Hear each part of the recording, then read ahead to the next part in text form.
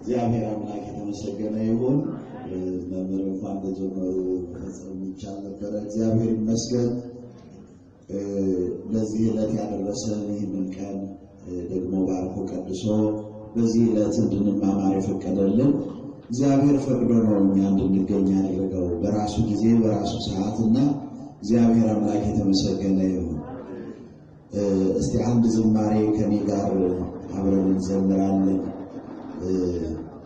ማርያም ፊደል የሁሉ መማሪያ በንጽህና ተጽፋለችና እያልን አብረን እንዘምራለን። ማርያም ፊደል የሁሉ መማሪያ ማርያም ፊደል የሁሉ መማሪያ በንጽህና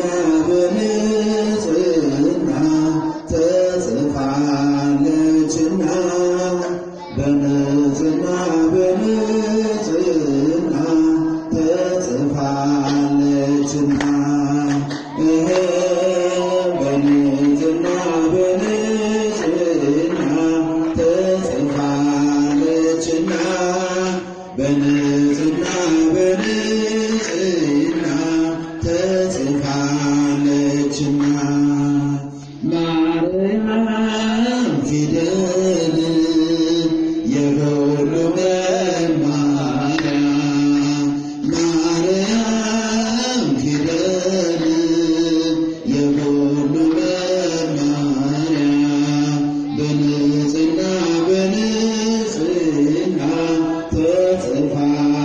ተጽፋለችና በንጽህና ተጽፋለችና በንጽህና ተጽፋለችና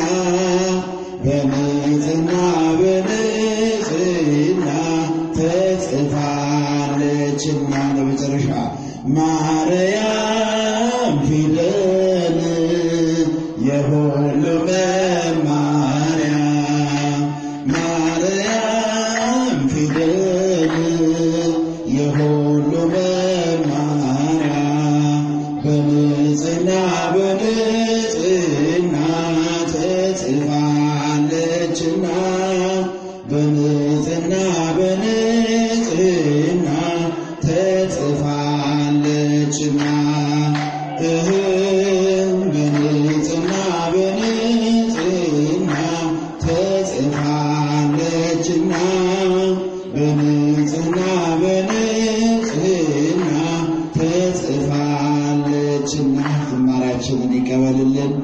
እመቤታችን ቅድስት ድንግል ማርያም ንጽሕት ስለሆነች ንጹሕ ፊደል ስለሆነች የሁሉ መማሪያ ናት። ሕፃናት ሀሁ ብለው እንደሚቆጥሩበት ፊደል አይነት ያልተቀደደ ያልተጫጫረ ፊደል እንደሚባለው በንጽህና የተጻፈች ፊደል ሁሉ የሚማርባት ተማሪው በእንተ ማርያም ብሎ የሚማርባት በንጽህና የተጻፈች። በሌላ መንገድ ደግሞ ምስጢሩ ሁሉ ማርያም ማርያም ብሎ ምሕረትን የሚያገኝባት የምሕረት እናት መሆኗን አማላጅነቷን የሚናገር ዝማሬ ነውና የእመቤታችን አማላጅነት ከሁላችን ጋር ይሁን፣ በሁላችን ላይ ይደርብን። ከዚህ በመቀጠል የዕለቱን ትምህርት የሚያስተምሩን ክቡር አባታችን መላከ ፀሐይ አባ ታዲዮስ የታላቁ ደብር የሰሚት ቅዱስ ጊዮርጊስ የስብከተ ወንጌል ኃላፊ ናቸው። ደሳቸው ተናጋሪ አንደበትን ለእኛ ደግሞ የሚሰማ የልቦናችንን ጆሮ አምላከ ቅዱሳን ይክፈትልን። እግዚአብሔር ከሁላችን ጋር ይሁን።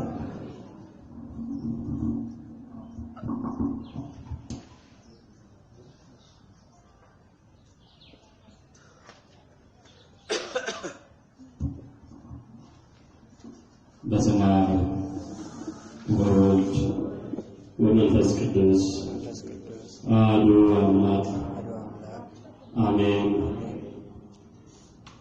ስብሐት ለእግዚአብሔር ለዘአብጽሐነ እስከ ዛቲ ሰዓት። ከሁሉ አስቀድሞ ኃጢአት በደላችን ይቅር ብሎ ምሕረት ቸርነቱንም አብዝቶ ለዚህ ዕለትና ለዚህ ሰዓት ስላደረሰን ኃያሉ አምላካችን እግዚአብሔር ስሙ ለዘላለም የከበረና የተመሰገነ ይሁን። አይንተ እግዚአብሔር አባቶች ካህናት፣ ላይካነ ምስጢር፣ ወንድሞች ዲያቆናት፣ እግዚአብሔር የሚወዳችሁ እግዚአብሔር የምትወዱ ከማኅፀነ ዮርዳኖስ ከአብራከ መንፈስ ቅዱስ የተገኛችሁ የክርስቶስ ቤተሰቦች የእናታችን የእመቤታችን የድንግል ማርያም የአስራት በኩራት ልጆች አባቶች፣ እናቶች፣ ወንድሞችና እህቶች በወደደን ባከበረን በአንድ ልጁ በኢየሱስ ክርስቶስ ፍጹም ሰላም እላችኋለሁ። እንደምን ዋላችሁ? እንደምን ሰነበታችሁ? እንደምን ቆያችሁ? አይሾሙት ንጉሥ ያበድሩት ባለጸጋ ወልደ እግዚአብሔር ያው ወልደ ማርያም ጸጋው ጌታችን አምላካችን መድኃኒታችን ኢየሱስ ክርስቶስ ያውና ዘላለማዊ ቃሉን ሰማ ዘንድ በዚህ ቅዱስ ቦታ በዚህ ሰዓት ስለሰበሰበን ስሙ ለዘላለም የከበረና የተመሰገነ ይሁን። እናታችን እመቤታችን አማላጃችን አሳራጃችን ቅድስት ድንግል ማርያም በረድኤቷ በበረከቷ ስላልተለየችን ምስጋናን እናታችን ለድንግል ማርያም ይሁን። የነቢያት፣ የሐዋርያት፣ የጻድቃን፣ የሰማዕታት በረከታቸውና ረድኤታቸው በሁላችን ላይ ይደረብን። እንደ አምላካችን እንደ ልዑል እግዚአብሔር መልካም ፈቃድ የትምህርታችን መነሻ የሚሆነው የማቴዎስ ወንጌል ምዕራፍ 18 ቁጥር 11 ላይ ያለው ኃይለ ቃል ይሆናል። እስመ መጽአ ወልደ እጓለ እመሕያው ይእስስ ወያድኅን ዘተሃጉለ። ወደ አማርኛ ሲተረጎም ወልደ እጓለ እመሕያው ኢየሱስ ክርስቶስ የጠፋውን ሊፈልግ የተጎዳውን ሊያድን ሰው ሆኖ መጣ ማለት ይሆናል። እንግዲህ መጋቤ ሐዲስ መምህር ሰናይ እንደነገሩኝ ይህ ሳምንታዊ ጉባኤ ቀጣይነትን ያለው እንደመሆኑ መጠን ተከታታይ ትምህርት እየተማራችሁ እንደሆነ ተነግሮኛል። ስለዚህ በተሰጠኝ በተነገረኝ መሰረት ዛሬ የምንማረው ከማቴዎስ ወንጌል ምዕራፍ 18 ቁጥር 11 እስከ 23 ያለውን የእግዚአብሔር ቅዱስ የሆነ ቃል ይሆናል። ከ11 እስከ 23 ድረስ ያለውን ደግሞ በሶስት ዋና ዋና ክፍሎች እንከፍለዋለን። በስንት አልኳችሁ? አንደኛውና የመጀመሪያው ምዕራፍ 18 ቁጥር 11 ጀምሮ እስከ 14 ድረስ ያለው ስለጠፋው በግ የሚናገር ወይም አንቀጸ ንስሐ ሲሆን ከማቴዎስ ወንጌል ምዕራፍ 18 ቁጥር 15 ጀምሮ ደግሞ እስከ 20 ድረስ ያለው ወንድማችን ቢበድለን ምን ማድረግ እንዳለብን መምከር እንደሚገባ የሚያሳይ ኃይለ ቃል ነው ያለው። ሶስተኛውና ለዛሬው ትምህርታችን መጨረሻ የምናደርገው ምዕራፍ 18 ማቴዎስ ወንጌል ማለታችን ነው። ምዕራፍ 18 ቁጥር 21 እስከ 23 ድረስ ያለው ኃይለ ቃል ደግሞ የሚያሳየን በዋናነት ስለ ይቅርታ ይሆናል። ስለማንኳች እግዚአብሔር አምላካችን በነገሮች ሁሉ እስከ ጉባኤያችን ፍጻሜ ድረስ ከዛም በኋላ ባለው ሕይወታችንን ጭምር ከኛ ጋር ይሆናል። እንግዲህ ወደ ዋናው ትምህርታችን ስንመለስ መነሻችን ያደረግነው የማቴዎስ ወንጌል ምዕራፍ 18 ቁጥር 11 ላይ ያለውን ኃይለ ቃል ወልደ እጓለ እመሕያው ኢየሱስ ክርስቶስ የጠፋውን ሊፈልግ የተጎዳውንም ሊያድን ሰው ሆኗል ወይም ሰው ሆነ ይላል። ጌታችን መድኃኒታችን ኢየሱስ ክርስቶስ በምሳሌ ሲያስተምር እንዲህ ብሎ ተናገረ። አንድ ሰው ይላል 100 በጎች ነበሩ። ስንት በጎች? ከ100 በግ አንዱ በግ ጠፋበት። ስንት በግ ጠፋበት? አንዱ በግ ሲጠፋበት 99ን በበረሃ ትቶ ያችን አንዲት የጠፋችዋን በግ ፍለጋ ወጣ ሄደ ይላል። የሚገርም ነው። እንዴት 99ን በበረሃ ትቶ ይሄዳል? ለምንስ በበረሃ እነዛን ትቷቸው ሊሄድ ይቻላል? በእኛ ይልቅ ያንዷ በግ መጥፋትስ እንዴት ሊገደው ቻለ? ለመንጋው የሚራራ ነው ማለት ነው። ለበጎቹ የሚራራ ነው ማለት ነው። ከመንጋው ውስጥ አንዱ እንዲጠፋበትም አይፈልግም ማለት ነው።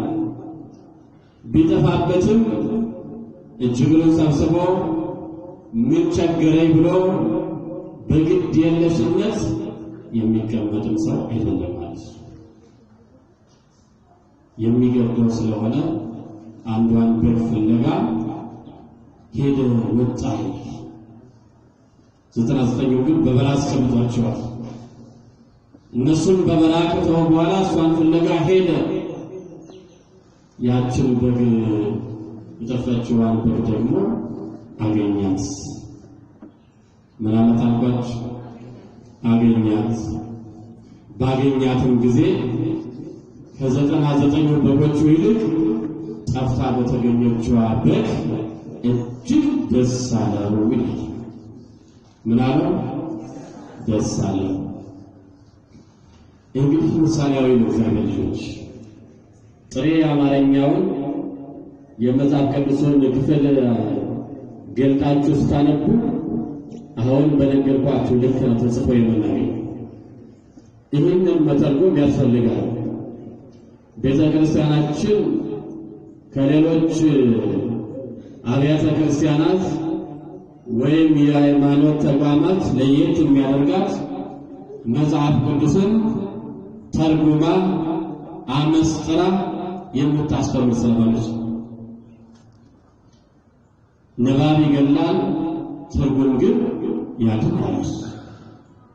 ሰዎች ብዙ ጊዜ ያጠፉት በንባብ በዓለም ላይ የምንመለከታቸው እንደ አሸን የፈሉት የሃይማኖት ተቋማት ወይም መናፍቃን ከመጽሐፍ ቅዱስ ውስጥ የሆነ ጥቅስ ይዘው ነው በነገራችን ላይ ከጊዜያዊ ጥቅም ባሻገር ማለት ነው። ጊዜያዊ ጥቅሙ እንዳለው ነው፣ ስጋዊ ፍላጎቱ እንዳለው ነው፣ ይሄ መሾም መሸለም መፈለጉ እንዳለው ነው። ያንን ስጋዊ ፍላጎታቸውን ለመሸፈኛ የሚሆናቸው መጽሐፍ ቅዱሳዊ ቃል ይዘው ነው የሚወጡት። ምክንያቱም የሚተረጉምላቸው የሚያመሰጥርላቸው ስለሌለ እግዚአብሔር አምላካችን ስሙ የተመሰገነ ይሁንና ቤተክርስቲያናችን ግን ተርጓሚያን አሏት፣ የትርጓሜ መጽሐፍቶች አሏት። የትርጓሜ መጽሐፍቶቹን ደግሞ አብራርተው የሚያስተምሩ መምህራን አሏት። ምስጋና ለአምላካችን ለእግዚአብሔር።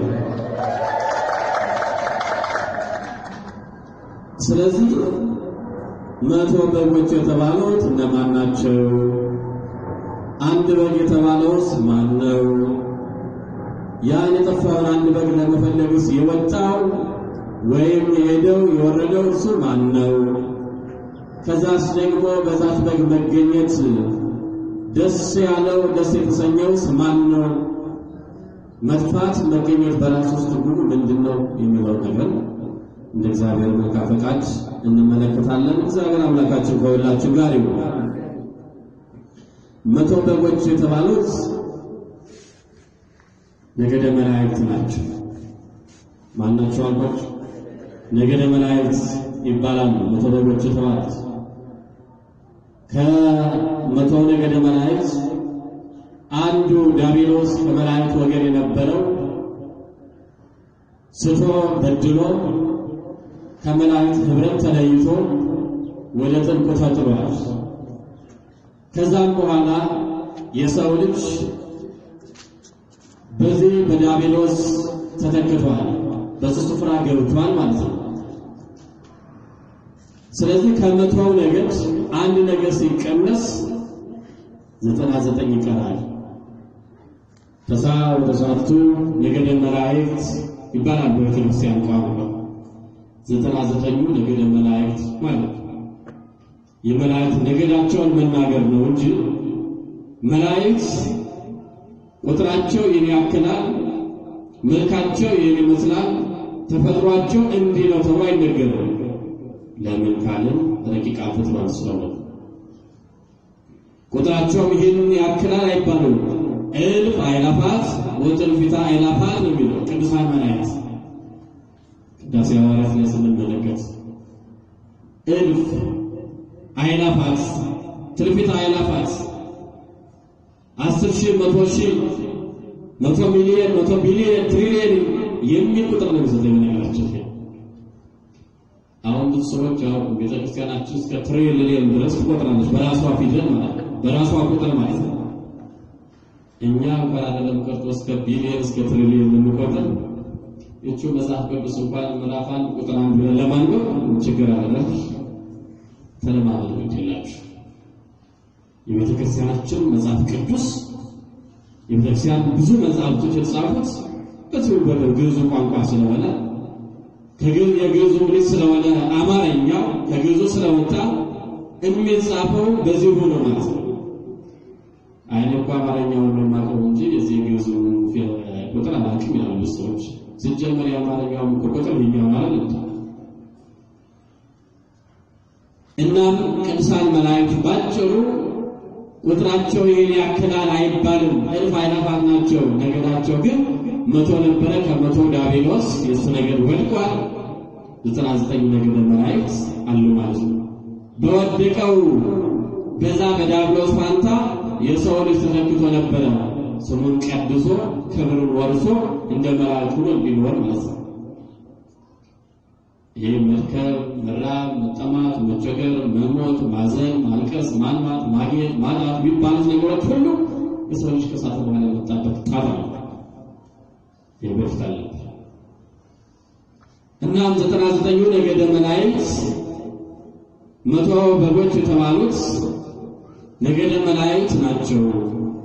አንዱ በግ የተባለው ደግሞ የሰው ልጅ ነው ወይም አዳም ነው። ስንት በግ የተባለው? አንዱ በግ የጠፋው በግ የተባለው የጠፋው በግ የተባለው የሰው ልጅ ነው፣ አዳም ነው። የሰው ልጅ በኃጢአት ጠፋ፣ በበደል ጠፋ፣ ሕጉን በማፍረሱ ትእዛዙን በመጣሱ እግዚአብሔርን ያክል ጌታ ገነትን ያክል ቦታ አጣ። ከእግዚአብሔር ተለየ፣ ከመላእክት ጋር ተለየ፣ ከገነት ወጣ። ስለዚህ ጠፋ የሰው ልጅ። ቀድሞ በነበረበት ክብር የለም የሰው ልጅ አልነበረም። እንስሳቱ አራዊቱ ሁሉም ይታዘዙለት ነበረ። ከሳተ ከበደለ ሕጉን ካፈረሰ ትእዛዙ ከጣሰ በኋላ ግን እነዛ እንስሳት አራዊቱ ሁሉ ጠላት ሆኑበት። እግዚአብሔር አምላካችን ከመጥፋት ሁላችንም ይጠብቅ። እናም የአንዱ አዳም ጠፋ። ያ የበጎቹ ባለቤት የሆነው የተመሰለው ደግሞ አምላካችን እግዚአብሔር ነው። ስሙ የከበረ የተመሰገነ ይሁን። ስለ አንዱ በግ መጥፋት የሚገደው አምላክ የሰው ልጅ ሕጉን አፍርሶ ትእዛዙን ጥሶ ከገነት ሲወጣ ዝም ብሎ ተመለከተው። በአንዱ በግ በአንዱ በሰው ልጅ መጥፋት፣ በኃጢአት በበደል መኖር መመላለስ እግዚአብሔር በእጅጉ ይገደው ነበርና እነዚህ ለምስጋና ለቅዳሴ ለውዳሴ ቅዱስ መላእክት ይበቁኛል አለ እግዚአብሔር። የሰው መጥፋት ስለሚገደው የሰው ልጅ ለመፈለግ መጣ። የመጣው ደግሞ ከላይ ካሪያ ነው። ከላይ ካሪያ ማንን ፍለጋ? የጠፋው የሰው ልጅ ፍለጋ፣ የባዘነውን የሰው ልጅ ፍለጋ፣ የወደቀውን የሰው ልጅ ፍለጋ፣ በኃጢአት በበደል ውስጥ ያለውን የሰው ልጅ ፍለጋ እግዚአብሔር ወልድ በተለየ አካሉ ፍጹም ሰው ሆኖ ተገለጠ። የጠፋውን ለማዳን የጠፋውን ለመፈለግ እርሱ አምላካችን የማይታየው ታይቶ የማይወሰነው ተወስኖ ፍጹም ሰው ሆነ። ስለኛ ተወለደ፣ ስለኛ ተሰደደ፣ ስለኛ ተጠመቀ፣ ስለኛ ተሰቀለ፣ ስለኛ ሞተ። እናም የጠፋውን በግ እንደመፈለግ እግዚአብሔር ወልድ ኢየሱስ ክርስቶስ በተለየ አካሉ እኛ ለመፈለግ መምጣቱ ሰው ሆኖ መናገር። ወንጌላዊ ቅዱስ ዮሐንስ በወንጌሉ ምዕራፍ 1 ቁጥር 14 ላይ ቃል ሥጋ ሆነ ይላል። አካላዊ ቃል እግዚአብሔር ወልድ እሱ ሥጋ ሆነ ማለት በተዋህዶ ከበረ ፍጹም ሰው ሆነ ነው። ሊቁ እንደተናገረ ታላቁ ሐዋርያ እንደተናገረ ኢነሶ ለዘነሶ መላእክት ዘመለዳዩ ዘናብርሃ በመሳትማ ከሆነ ቀድሞ የሳተው ማን ዲያብሎስ ነው አይደል? ከመላእክት በመለየትማ ከሆነ ቀድሞ የተለየው ዲያብሎስና ሰራዊቱ ነበር።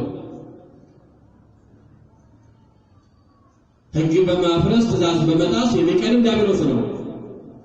ነገር ግን ክብር ይግባውና የመላእክቱን ባህሪ ያላደረገም ገንዘብ አላደረገም ክርስቶስ። ይልቁም የሰውን ባህሪ ገንዘብ አደረገ። ከዘራ አብርሃም ተወልዶ ሰው ሆነ። ሊቁ ቅዱስ ኤፍሬም የተመለከተ ያለ ተፈሳ ወታሰይ ኦ ዘመደጓ ለመያው እስመ አፍቀሮ እግዚአብሔር ለዓለም ወመጦ ወልዶ ዋሕደ ከመ ሕያው ሁሉ ዘያምጽእ። የሰው ልጅ ሆይ ደስ ይበልህ፣ እግዚአብሔር ዓለሙን ወዶታልና በልጁ የሚያምን ሁሉ እንዲድን እንጂ እንዳይጠፋ አንድ ልጁን ሰጥቷልና ለዓለም። ምስጋና ለአምላካችን ለእግዚአብሔር። የፈለገን አምላካችን እየሞተ ነው፣ እየተሰደደ ነው፣ እየተሰቀለ ነው፣ እየተገረፈ ነው፣ እየተቸነከረ ነው። ለዚህ መልኩ ነው እኛን የፈለገ። ደግሞ የፈለገን ኃጢአተኞች በደለኞች ሆነን ጠፍ ይባላል። ምዕራፍ 5 ቁጥር 32 ላይ ጻድቃንን በንስሐ ለማነው ኃጥአንን በንስሐ ልጠራ ነው እንጂ ጻድቃንን ልጠራ አልመጣሁም ይላል። የጠፋውን ፍለጋ እንደመጣ ባለመድኃኒት ወይም ሐኪም የሚያስፈልገው ታመመ እንጂ ለጤነኛ ሰው አያስፈልገውምና በኃጢአት በበደል ለታመሙ ሰዎች መጥቻለሁ አለ ኢየሱስ ክርስቶስ። የጠፋውን በግ እንደመፈለግ እሱም በዚህ መልኩ ተገልጿል ማለት ነው። ባገኘውም ጊዜ ደስ እንደመሰኘት ባገኘው ጊዜ ደስ ተሰኝቷል ብያቸዋለሁና አዳም ንስሐ ገብቶ ተመልሶ ቢያገኘው በእግዚአብሔር ዘንድ ብቻ ሳይሆን በቅዱሳን መላእክትም ዘንድ ታላቅ ደስታ ሆነ ይላል። የሰማችሁ ማለት ነው። በእኛ መመለስ በቅዱሳን መላእክት ዘንድ ታላቅ ደስታ እንደሚፈጥር ታውቃላችሁ። ትምህርት ስለሆነ ነው ቀስ ብዬ እያስተማርኳችሁ ያለሁት። በእኛ መመለስ፣ በእኛ ንስሐ መግባት፣ በእኛ ከእግዚአብሔር ጋር መታረቅ በቅዱሳን መላእክት ዘንድ ታላቅ ደስታ የሚገርም በሰው መዳን ማለት ነው። በአንድ ነፍስ መጥፋት ደግሞ በቅዱሳን መላእክት ዘንድ ታላቅ ሐዘን። እናም በጓ የጠፋችዋ በግ ስትገኝ እንደደሰተው ሁሉ የሰው ልጅ በመመለሱ በመገኘቱ በእግዚአብሔር ዘንድ ብቻ ሳይሆን በእርሱ በቅዱሳን መላእክት ዘንድ ታላቅ ደስታ ይፈጥራል። ምክንያቱም ካላችሁኝ ሰማያዊው አባቴ ከተነሳያን አንዱ እንዲጎዳ በፍጹም አይፈልግምና እንዲጎደልም አይፈልግምና ለቅዱሳን መላእክት ንስሐ ያስፈልጋቸው። ለ99 ነገደ መላእክት ንስሐ ያስፈልጋቸው። ንስሐ የሚያስፈልገው ለሰው ልጆች ነው። ለሚቆሽሽ ነገር ነው ማተብ የሚያስፈልገው አይደል? ነፃ ባህሪያችን ላደፈለኛ ንስሐ ያስፈልገን ነበረ፣ መመለስ ያስፈልገን ነበረ፣ የኃጢአት ይቅርታም ያስፈልገን ነበረ። የእኛን ኃጢአት ይቅር ሊል እሱ በመስቀል ላይ የተሰቀለ ምስጋና ለአምላካችን ለእግዚአብሔር ይሁን። ስለዚህ 99 ነገደ መላእክትን ትቶ የጠፋውን አንዱን በግ ፍለጋ መጣ። ባገኘው ጊዜ ደስ አለው። ሰማያዊ አባቴ ከተነሳያን አንዱ ሊጠፋ አይሻምና የሚለው ትርጉም ከብዙ በጥቂቱ ከረጅም ባጭሩ ይህን ይመስላል ማለት ነው። ወደ ሁለተኛው ክፍል ስንሄድ ማቴዎስ ወንጌል ምዕራፍ 18 ቁጥር 15 እስከ 20 ድረስ ያለው ቃል ደግሞ እንዲህ እንመለከተዋለን። ወመኒ አበሰለከ ወከ መሐር ገስጾ ለባህቲከ ይላል። ትርጉሙ ወንድምህ ቢበድልህ ለብቻው ሆነህ ብቻውን አድርገህ ምከረው ማለት ነው። ወንድምህ ቢበድልህ በምስል ብትበድልህ ለብቻው አድርገህ ምከረው ምከራት። ይህን የተናገረው አምላካችን ጌታችን ኢየሱስ ክርስቶስ። በዋናነት ይህ ደግሞ ክፍል የሚያሳየን የሚበድሉን ሰዎች ከመራቅ ይልቅ የሚበድሉን ሰዎች ከሌሎች ሰዎች ጋር ሆነን ከማማት ለነሱ ክፉ ነገር ከመመኘት ቁጭ አድርገን መምከር እንደሚገባ የክርስትና ጠባይ ነበር። የክርስትና መገለጫው ይሄ ነበር። የቤተ ክርስቲያን አስተምሯም ይሄ ነበር። ነገር ግን ማን ይፈጽም የበደሉ ሰዎች ቀርቶ እንደሌላው ሰው ለመምከር ዝግጁ ነን እንዴ? ነን ወይ? የበደለንን ማሰብ የናገር ይሳብ እንደምናወራው ነው ጀምራሰው ይገባል። እንዴት አድርጌ ነው በመልሰው ነው እንዴ? እጥፍ አድርገን በመለስ ነው የምንፈልገው። ክርስትና ግን ይላስተል የበደሉንን ሰዎች ያስከፉንን ሰዎች ያስቀየሙንን ሰዎች ቁጭ አድርገን መምከር እንደሚገባ ብዙ አባቶች አሉ የመምከር ጸጋ ያላቸው በመምከር የተጣመመውን የሚያቀርቡ በመምከር የጎደለውን የሚሞሉ በመምከር ያልጸናውን የሚያጸኑ በመምከር ተስፋ ያጣውን ተስፋ የሚሰጡ የምክር ጸጋ ያላቸው አባቶች አሉ። ተጠቀሙባቸው ነገሮች። ቆሞ ማስተማር ሌላ ጉዳይ ነው። ቁጭ ብሎ መምከር ደግሞ ሌላ ጸጋ ነው። መዘመር ሌላ ጸጋ ነው። መቀደስ ሌላ ጸጋ ነው። መስበክ ማስተማር ሌላ ጸጋ ነው። ቁጭ ብሎ ደግሞ መምከር ሌላ ጸጋ ነው። አሁን አንድና አባት አንካም እዚህ ጋር ቆሞ አስተምር ብትሉት የሚከብለው ከሆነ ቁጭ ብሎ በመምከር የንስሐ ልጆቹን የሚያተርፍ ምዕመናንን የሚያቀና ብዙ አባቶች አሉ። እናም አምላካችን ወንድም ቢበድልህ ብቻውን አድርገህ አንተም ብቻህን ሆነህ ሌላ ሰው ሳያስፈልግ አስቀድመህ ምከረው። ወእመ ሰማከ ረባይኮ ለሁከ የሰማህ ያደመጠህ የተቀበለህ እንደሆነ ወንድምህን ጠቀምከው ነው። ክርስትና ለራስ መኖር አይደለም፣ ለሌላ መኖር ነው። ክርስትና ለራስ መኖር አይደለም፣ ለሌሎች መኖር። ክርስቶስ ለብዙዎች ሞቶ ያሳየናል። በክርስቶስ ክርስቲያን በመንፈስ ቅዱስ መንፈሳውያን የተሰኘን ደግሞ ልናደርግ የሚገባው ነገር ቢኖር ይሄ እንደዚህ መልካም ነገር እንድናደርግ አምላካችን እግዚአብሔር ይርዳል።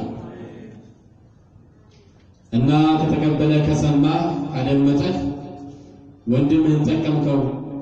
ከክፋት ወደ በጎነት፣ ከኃጢአት ወደ ጽድቅ፣ ከጥላቻ ወደ ፍቅር መለስከው ማለት ነው። ይሄ ነገር ደግሞ ትልቅ ነገር ነው። የሮሜ ጸሐፊ ቅዱስ ጳውሎስ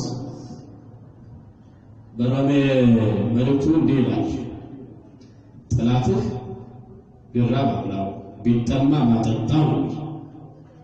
አረ ለጠላታችን ቆርሶ ለወዳጃችን ምን ማድረግ አቅቶናል? እግዚአብሔር ማስተዋል ለሁላችን ውስጥ ቢራብ አብላ ቢጠማ ጠጣው። ይሄንን በማድረግ ነው በራሱ ላይ የእሳት ክምር ትከምራለህ። መነሻው ተወዳጅ ሆይ ማንንም ቢሆን አትጠቀሙ የሚጠብቀን እግዚአብሔር ስለሆነ ተናገር እንድናቀና ምክር እንድናስተካክል መድኃኒዓለም በቸርነቱ ይርዳል። ብቻህን ቁጭ አድርገህ ለብቻው አድርገህ መከራው ደግሞ ባይሰማ ባያዳምጥ ባይለወጥ እሺ ባይ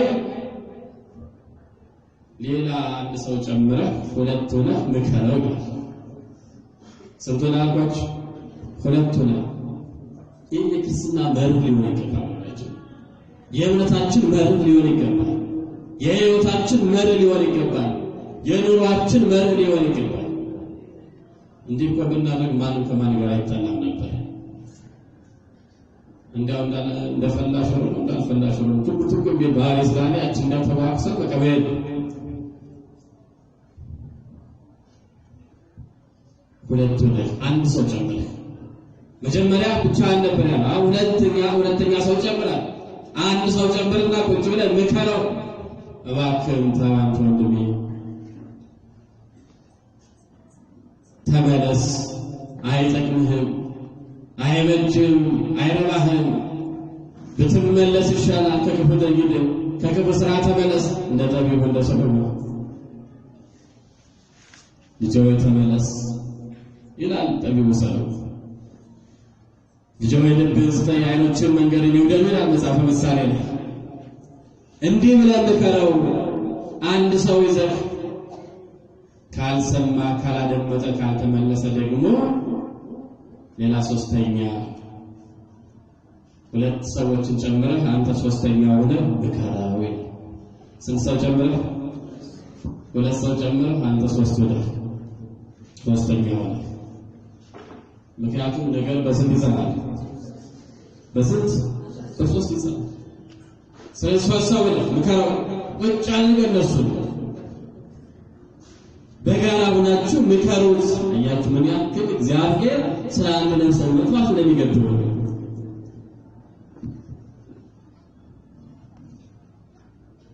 እናንተ ከሰማችሁ ሰየው መልካም፣ የሰው አቅልታችሁ ታስተካክላችሁታል።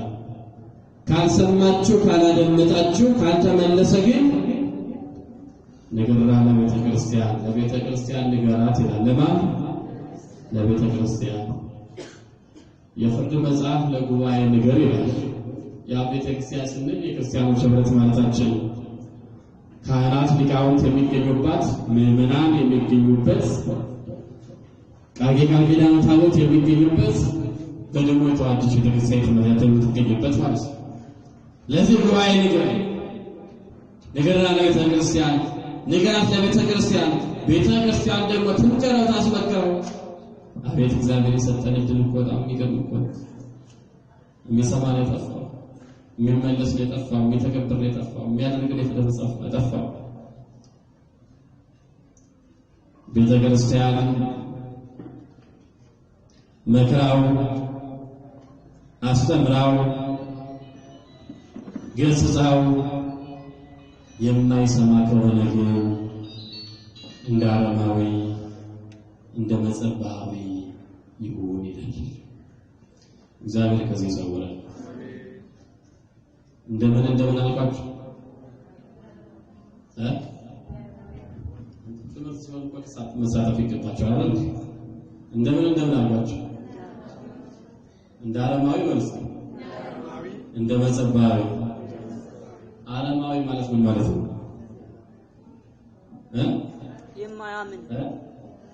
የማያምን እግዚአብሔር ይስጣችሁ።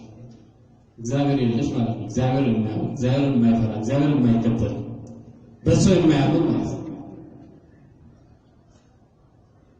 መጸባዊ ማለት ደግሞ ቀራጭ የሆነ ዝም ብሎ ገንዘብ ብቻ የሚያሳድድ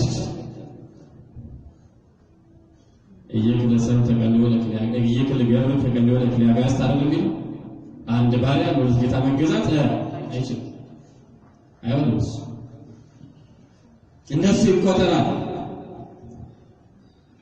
በሚገርም ሁኔታ የቤተክርስቲያን ሊቃውንት ይጠይቃሉ። እንዴት ከወንድሙ ጋር ስለተጣላ ከማን ጋር ስለተጣላ ወንድሙን ቢበድል እግዚአብሔርን እንደበደለ ከእግዚአብሔር ጋር እንደተጣላ እንዴት ይቆጠራል? ከቤተክርስቲያን ተለይቶ ጉባኤ ወጥቶ እንዳለማዊ እንደመጸባዊ ይቆጠር ለምን አለ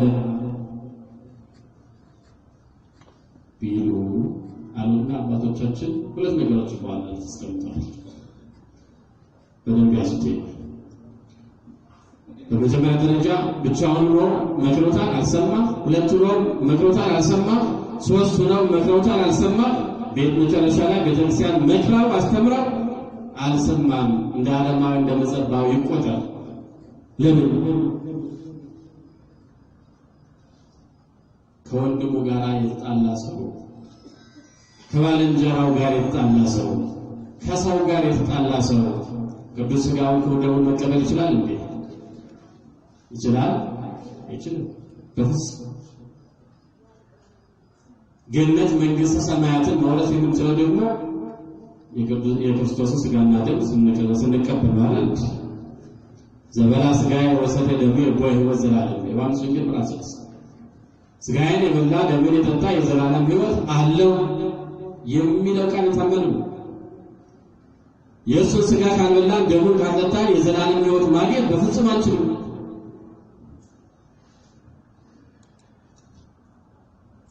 ቂም ይዘን ከነቂማችን ደግሞ ወደ ክርስቶስ ሥጋና ደም መቅረብ በፍጹም አይታሰብም። ከክርስቶስ ጋር ህብረት የሚኖረው በክርስቶስ ሥጋና ደም ስለሆነ ያ ካላደረግን ከእሱ ጋር ህብረት በፍጹም ስለማይኖር ያ ሰው ዓለማዊ እንደመጸባይ ነው የሚቆጠረው ማለት ነው። የሐዋርያው ቃል አይደል በጸጋው ድነናል የሚል በምን ድነናል ይላል? በጸጋው። አሁን አንዳንድ ሰዎች የችን ፈንጽላ ገንዘው በየአስፋልቱ ሲቸገሩ ነው ያሉት። ምን ማለት ነው ጸጋ ማለት የሚለውን ስንመለከት ጸጋ የሚያጠምቁት ጸጋ ማለት ስጦታ ማለት ነው። ነገራችን አንደኛ በ40 በ80 ቀናችን የሚሰጠን ልጅነት ነው የተሰጠን ጸጋ ማለት ነው። ሁለተኛ ደግሞ በንስሐ የምናገኘው የኃጢአት ይቅርታ ነው የተሰጠን ጸጋ ነው እሱ። በሶስተኛ ደረጃና የመጨረሻው ማለት ነው ግን የክርስቶስ ሥጋና ደም ነው። ሥጋዬን ደሜን ጠጡ ብሎ የሰጠን በጸጋ የሰጠን ነገር። ይህንን ሳያደርግ ደግሞ አንድ ሰው የእግዚአብሔር መንግሥት መውረስ በፍጹም አይችልም። ከዚህ አንፃር ከነቂሙ ከነተንኮሉ ከነክፋቱ ወደ ክርስቶስ ሥጋና ደም መቅረብ የማይችል ሰው ስለሆነ እንደ ዓለማዊ እንደ መጸባዊ ይሁን፣ ከጉባኤም ይለይ፣ ከቤተክርስቲያንም ይራቅ የተባለበት ምክንያት ይሄ ነው። አንደኛው። ሁለተኛው ደግሞ እንደ ዓለማዊ እንደ መጸባዊ ይቆጠር ይሁን የተባለው ወንድሙን የማይወድ እግዚአብሔርን መውደድ ስለማይችል ነው። ይችላል? አይችልም? እንደገናቸው አይችልም? ስንቶቻችን ታዲያ በመቀል በቂ ውሳኔ ነው ያለው? እንዲያው በጣም የገረመኝ ነገር ልንገራችሁ።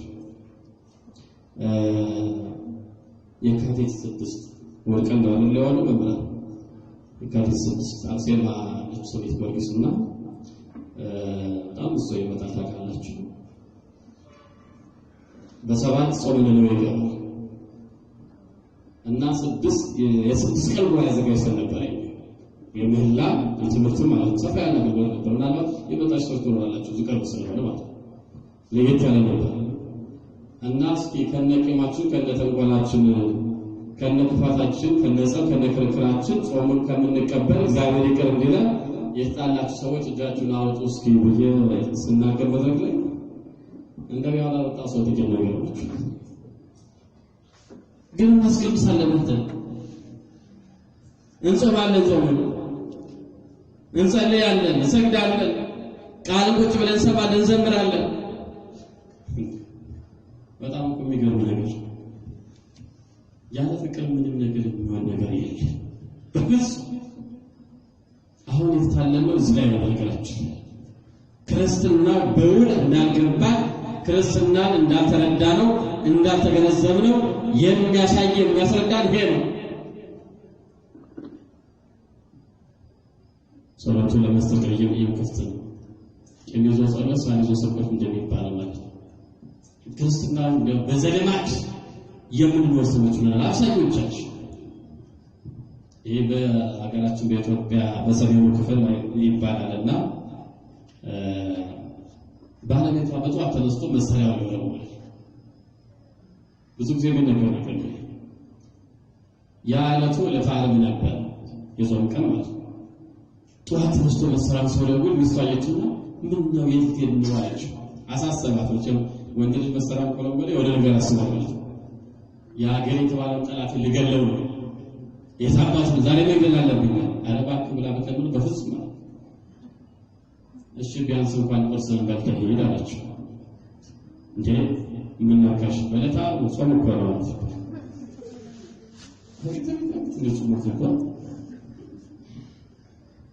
ቢፈተሽ ቢመረመር የአብዛኞቻችን ጾም እንደዚህ ነው ለማፈለግ እየገደልን የምንጾም እያስቀየምን የምንጾም እየበደልን የምንጸልይ ይቅርታን እንበ ብለን ይቅር በለን የምንል ሰዎች ነን።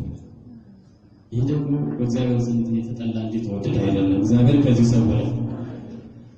የፍቅር ሐዋርያ የሆነው ቅዱስ ዮሐንስ በአንደኛ ዮሐንስ ምዕራፍ 4 ቁጥር 20 ላይ ማንም እግዚአብሔርን ወዳለው የሚል ይላል። ማንን ወዳለው? እሱን ወዳለው የሚል ወንድሙን ግን የማይወድ ቢኖር እሱ ውሸታም ነው። እግዚአብሔርን ወዳለው ይላል፣ ነገር ግን ወንድሙን አይወድ። ይሄ እንዳታሉት ውሸታም ሰው ነው። ምክንያቱም ይልና ወረደ ብሎ የሚያየውን ወንድሙን ሳይወድ እንዴት የማያየውን እግዚአብሔርን ወዳለው ይላል።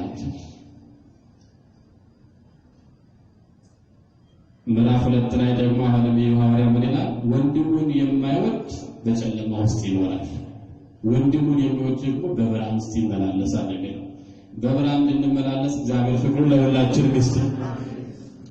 ስለዚህ የማያየውን ወንድሙን መበደሉ እግዚአብሔርን መበደሉ ነውና አምላኩን መበደሉ ነውና እንደ ዓለማዊ እንደ መጸባዊ ቆጠር ከጉባኤ የሚለይ የተባለበት ምክንያት ይሄ ነው። ግልጽ ነው። ምንም ነገር የተግባባን ነው። እግዚአብሔር ከሁላችን ጋር ነው። ቀጥሎ እንዲምል ቃል ደግሞ እውነት እላችኋለሁ በምድር ያሰራችሁት በሰማይ የታሰረ ይሆናል። እንደ ምድር ነገስታት እንደ ሌዋውያን ካህናት እንደነሱ አይነት ስልጣን የለም።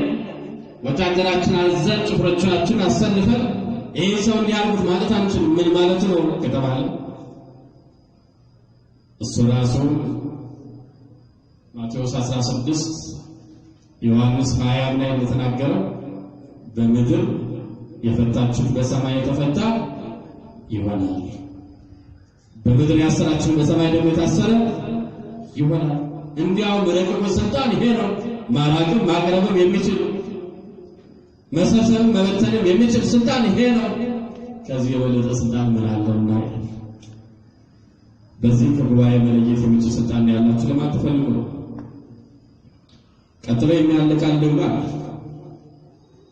ከእናንተ ወገን ስለሚሽት ነገር በዚህ ዓለም 2 ወይም 3 አንድ ቢሆኑ በሰማይ ባለው አባቴ ዘንድ የሚሽቱን ነገር ቢጠይቁ ይደረግላቸዋል። 2 3 በስሜ አንድ ቢሆኑ እኔ አድርቢያቸው እኖራለሁ ይላል። ሁሌ ጉባኤ ላይ ቃል ይነገራል። አንተ በስሜ 2 3 ናችሁ ብትሰበሰቡ በመካከላችሁ እገኛለሁ ያልከው ቃል አለና በመካከላችን ተገኝተህ ባርከን ቀድሰን እንላለን። ይሄ ማለት ምን ማለት ነው የሚለው ነገር ደግሞ ትርጉም አስቀምጧል። በስሙ 2 3 ነው። 2 3 ለምሳሌ ደግሞ አንድ መሆን ክርስትና በቁጥር ብዙ ልንሆን እንችላለን። በህብረት በማህበር ግን አንድ ነው። ያው ደግሞ አንድ ማህበረ ክርስቶስ ይባላል። ማህበረ ክርስቶስ ነው። በቃ ይሄ ቤተክርስቲያን በተመለከተ ሰለስቱ ምዕት ሲናገሩ በጸሎተ ሃይማኖት ላይ እንዲህ ብለዋል። ወነአምን በአሐቲ ቅድስት ቤተክርስቲያን በአንዲት ቤተክርስቲያን እናምናለን። በአንዲት ቤተክርስቲያን በዛ የሚጫወተው ብዙ እንሰማለን። ይሄ ክርስትናን በወቅ አለመረዳት የተነሳ ስጋዊ ፍላጎት ያየነበት ሰዎች ናቸው የሚጫወቱት እንጂ ቤተክርስቲያን አይደለም። በዓለም ላይ የምናየው ቤተክርስቲያን መከፋፈል የመሪዎች የራሳቸው ችግር እንጂ ቤተክርስቲያን ማለት ነው። ሁለቱም ሶስቱም ብንበስም ከተሰበሰበ የምንሻው ነገር ይፈጸምልናል፣ ደግሞ አንድነትን እናገኛለን። ሰለስቱ የተባሉት ወይም ሶስቱ የተባሉት አንባቢያን፣ መተርጉማን፣ መጻሕፍት ናቸው። ሰው በእነዚህ በሶስት ነገር ነው የሚመከረው። ክርስትናው የሚስተካከለው እምነትን አዝምቶ መኖር የሚችለው በእነዚህ ሶስት ዋና ነገሮች ነው። አንባቢ አለ፣ ተርጓሚ አለ፣ መጻሕፍት አለ። መጻሕፍት ከሌሉ ማንበብ አይቻልም። የሚያነብ ከሌለ መተርጎም አይቻልም። ተያያዥ ነገሮች ናቸው። ሶስት ናቸው ግን ደግሞ አንድ ናቸው። ዓላማቸው አንድ ነውና የሰው ልጅ ገነት መንግሥተ ሰማያት ማስገባት ስለሆነ